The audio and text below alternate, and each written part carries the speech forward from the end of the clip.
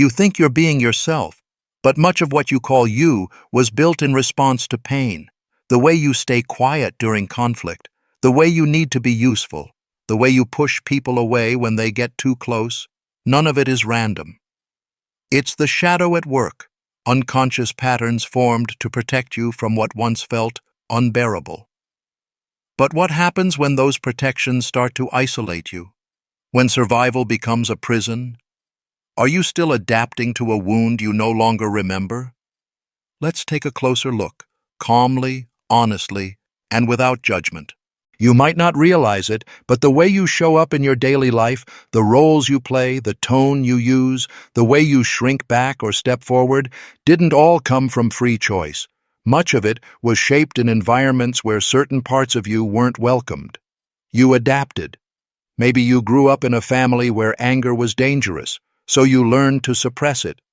Maybe expressing needs led to guilt or rejection, so you stopped asking. Over time, these adjustments didn't feel like choices anymore. They became habits. Eventually, they became identity. Jung called this process the formation of the persona, the social mask we wear to navigate the world. At first, it's protective. It helps us belong, function, be accepted. But if you stay identified with it for too long, something subtle but painful begins to happen. You lose access to the parts of yourself that had to be hidden. You may even forget they were ever there. You might say, "I'm just easygoing," or "I don't like conflict," or "I don't really need much from others." But pause and ask yourself, were these traits freely chosen, or did you learn them to stay safe? Here's what this can look like. A man who was constantly criticized as a child becomes highly agreeable. In meetings, he rarely disagrees. In relationships, he says yes to things he doesn't want. People describe him as nice, but underneath, there's a quiet bitterness. He doesn't know what he wants anymore. He only knows what others expect of him. This isn't about blaming the past. It's about recognizing that your present behavior might still be in service of an old wound. The persona isn't false, but it's incomplete. And when you over-identify with it, you disconnect from the rest of your psyche. According to Jung, the parts of ourselves we abandon, the anger, the grief, the unmet needs, don't disappear. They fall into the shadow, the unconscious space where everything we disown continues to influence us from behind the scenes. You might feel a strange sense of disconnection in your life, a vague emptiness, like you're going through the motions, doing what's expected, but something in you isn't present. That's often a sign that the persona has taken over and the self has receded. So ask yourself quietly, is the version of me that the world sees the whole story? This chapter is the starting point, not to reject the persona, but to notice when it's running your life, to begin sensing the difference between the roles you play and the person you are underneath. Not everything that helped you survive is meant to lead you forward. And seeing that is the beginning of a different kind of strength, one rooted not in performance, but in truth. You've probably been praised for being responsible, for always being the one people can count on. You hold things together, at work, in relationships, in crisis. But have you ever asked yourself, what would happen if I stopped? Many emotionally wounded people don't shut down. Instead, they overfunction. They become achievers, fixers, caretakers. On the surface, they seem strong, but beneath that surface is often a deeper fear. If I'm not useful, I won't be loved. This isn't about ego, it's about protection. Jung believed that when our core self feels inadequate or unworthy, the ego compensates. It builds outward. We become excellent in the outer world to avoid facing the pain in the inner one. Competence becomes a defense. Take the example of a woman who was never emotionally seen by her parents. She excelled in school, built a career, became the one who gets things done. Now, in her 30s, she's admired by others. but feels deeply alone. She never learned to receive care, only to offer it. You might be doing the same without realizing it. Always volunteering, always on, always busy. The structure and success may look impressive, but it may also be keeping you from hearing the quiet parts of yourself that are still unmet. Jung called this a split between ego and self. When we live only through the persona, through doing, we cut off from the deeper psyche. The shadow begins to hold our vulnerability, our exhaustion, our longing. You may find it hard to rest, or even harder to ask for help. And when you do stop, a wave of discomfort may rush in, as if your worth is suddenly unclear when you're not producing something.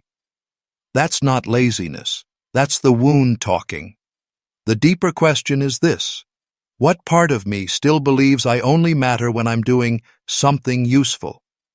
This chapter asks you to pause and notice where your productivity might be masking pain, to gently question whether your overfunctioning is actually keeping you from being fully human, messy, tired, emotional, real. Healing doesn't mean you stop achieving, it means you stop needing achievement to feel valid. You may think of yourself as a kind person, thoughtful, empathetic, always keeping the peace. And you probably are. But what if that kindness is also a form of protection? One of the most common adaptations among emotionally wounded people is pleasing. It looks like generosity, politeness, flexibility, but it's often rooted in fear of being disliked, abandoned, or seen as a problem. Jung understood this as identification with the persona. When a child learns that being easy earns more safety than being real, the mask becomes permanent. Niceness becomes identity, and anger, sadness, or need are quietly exiled. A man raised in a tense, unpredictable household learns to read moods quickly. He becomes the one who smooths things over.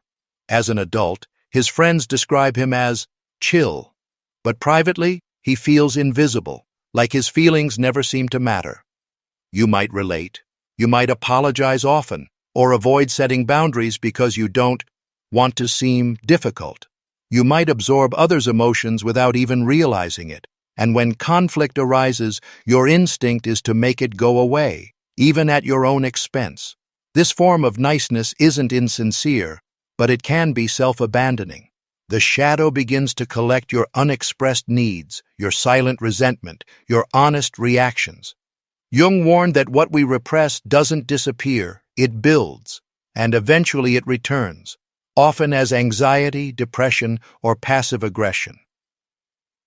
Have you ever felt exhausted by being the bigger person? Do you silently wish someone would finally ask how you feel? This chapter invites you to consider the cost of always being nice.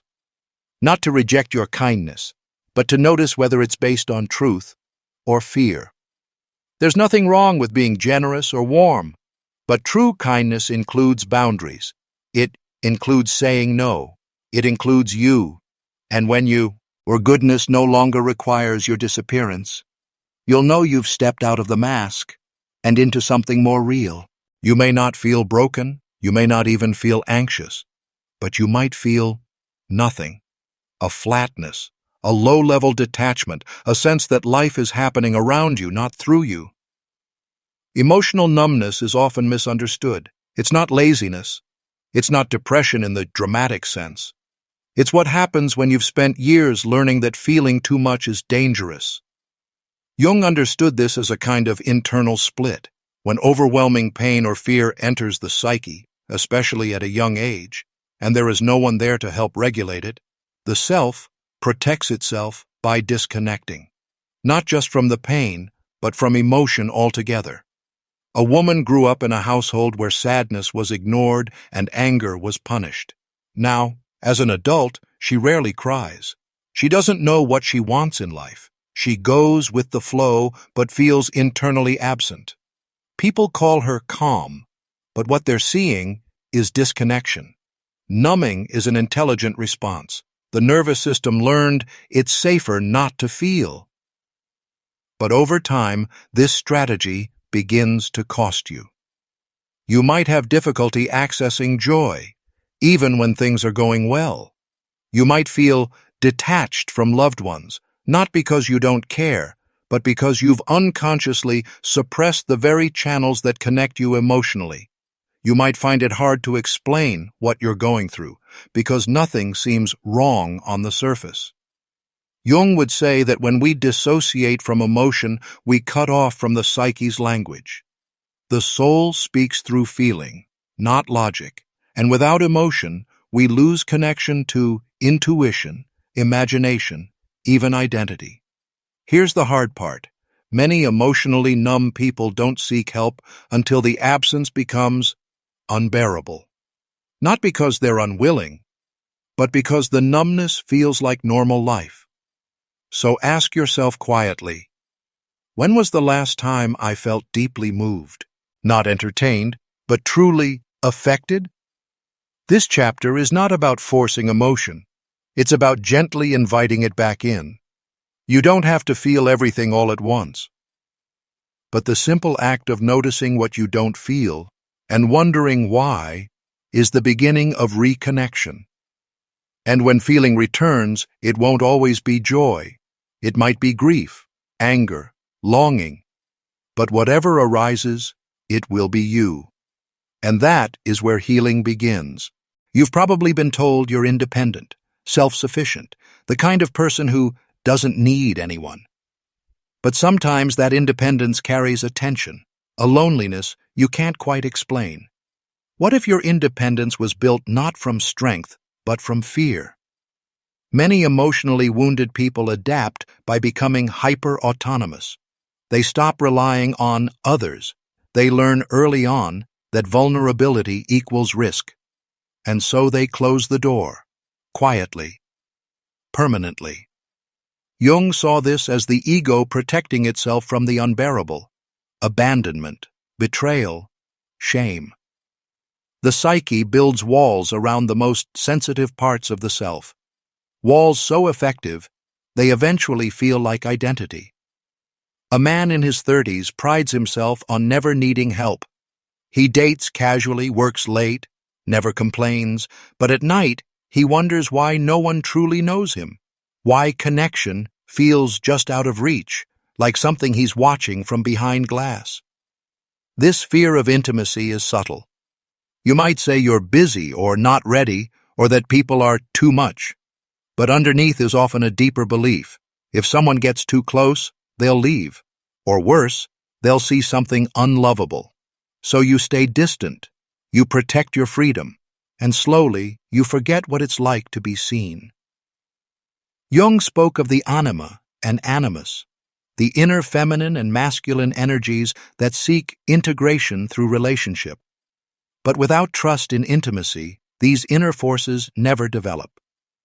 They remain immature, defended, fragmented. So ask yourself honestly, is my independence a choice or a defense? There's nothing wrong with being self-reliant, but intimacy isn't weakness. Letting someone see the parts of you that don't perform, that struggle, that feel, is where connection becomes real. This chapter isn't about rushing into vulnerability. It's about recognizing the quiet walls you've built and gently asking whether they still need to be there. Because strength without closeness becomes isolation, and freedom without relationship becomes emptiness. You probably pride yourself on being self-aware. You think things through, you reflect, you connect the dots. But have you ever noticed that despite all the analyzing, things don't really change? There's a common pattern among emotionally wounded people. They retreat into their intellect. They seek safety through understanding. When feeling becomes unsafe or overwhelming, the mind takes over. This is not conscious. It's adaptive. It begins when you realize early in life that emotion gets you nowhere, maybe even gets you hurt. So instead of feeling the fear, grief, or confusion, you start thinking about it.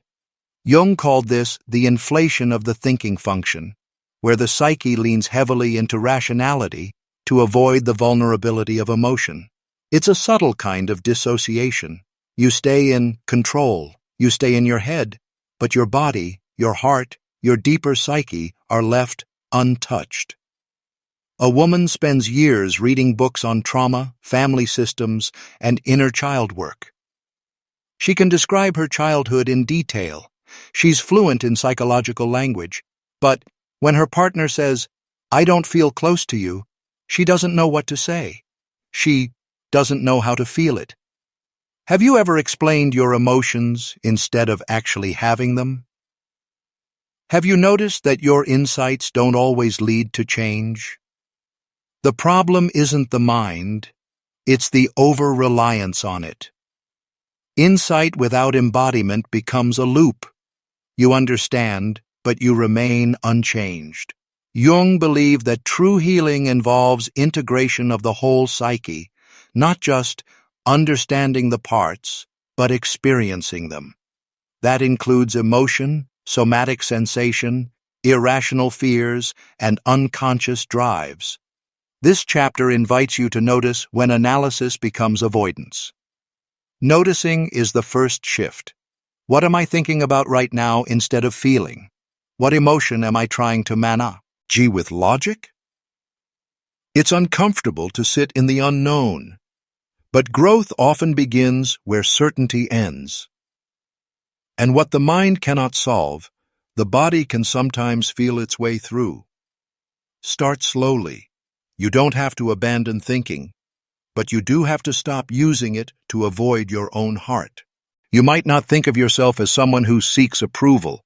You're just driven, motivated, focused. But if you pause for a moment, you might notice something underneath. A subtle pressure to be liked, to be seen, to be good enough. Emotionally wounded people often perform, not in a theatrical sense, but in a deeply unconscious one. They become the version of themselves that is most acceptable to others. The reliable one, the helpful one, the strong one. This is often rooted in early experiences where love was conditional, where being yourself wasn't enough. You had to impress, achieve, behave, or succeed to be noticed.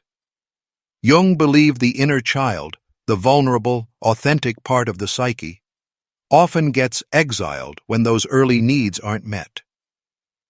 What takes its place is the adapted self, built around approval and acceptance. A man is the star employee, the dependable sibling, the friend who always shows up. But he panics when people criticize him. He doesn't rest. He doesn't say no. Because on some level, he believes if he stops performing, he'll be forgotten. You might relate. You feel safest when you're achieving. You feel valued when you're praised. But without the applause, you feel unsure, like you're vanishing. This is the quiet cost of performance-based identity. Your sense of worth is always borrowed. It exists only in the reflection of others, never truly within. Have you asked yourself, who am I when I'm not being impressive? Jung saw this as a form of projection. We place our worth in the hands of others, hoping they'll give it back. But the work of individuation, the integration of the self, requires reclaiming that worth from external sources. This doesn't mean you stop caring about others. It means you begin noticing when approval has become oxygen. And you ask, can I still exist if I disappoint someone? Can I be long if I'm not perfect? When you stop performing, your true self starts to appear, quietly. At first, it might feel unfamiliar, even risky. But in that stillness, something honest begins to emerge. Not who you need to be, but who you actually are. You might say you don't like drama. You prefer to keep the peace, avoid confrontation, let things go. But have you ever noticed how often that peace comes at your own expense? Emotionally wounded people often become conflict avoidant, not because they're passive, but because conflict feels unsafe, even dangerous. In early environments where disagreement, led to rejection, volatility, or emotional withdrawal, the nervous system learned silence is safer than honesty. Jung saw this as a repression of opposites. The psyche doesn't just want balance, it requires tension to grow. Avoiding conflict isn't the same as healing. It's the avoidance of friction that actually builds wholeness. A woman finds herself repeatedly saying, "It's fine," when it isn't. She avoids hard conversations with her partner because she doesn't want to seem too much. When friends cancel plans or cross her boundaries, she stays quiet. Over time, resentment builds, but her smile remains. You might relate. Maybe you rationalize others' behavior. Maybe you feel guilt even thinking about asserting yourself. Maybe the idea of someone being mad at you feels almost unbearable. The truth is, when you've learned that emotional safety comes from keeping things calm, you unconsciously equate conflict with danger. But Jung would remind us, what is repressed does not disappear. It festers in the shadow. Unchecked, this pattern can lead to chronic resentment, identity confusion, and a quiet sense that no one really knows you, because you're constantly managing others' comfort at the cost of your own clarity. Ask yourself gently, do I keep the peace or do I avoid the truth? Is my silence about maturity or fear? Conflict doesn't mean harm. Disagreement doesn't mean disconnection.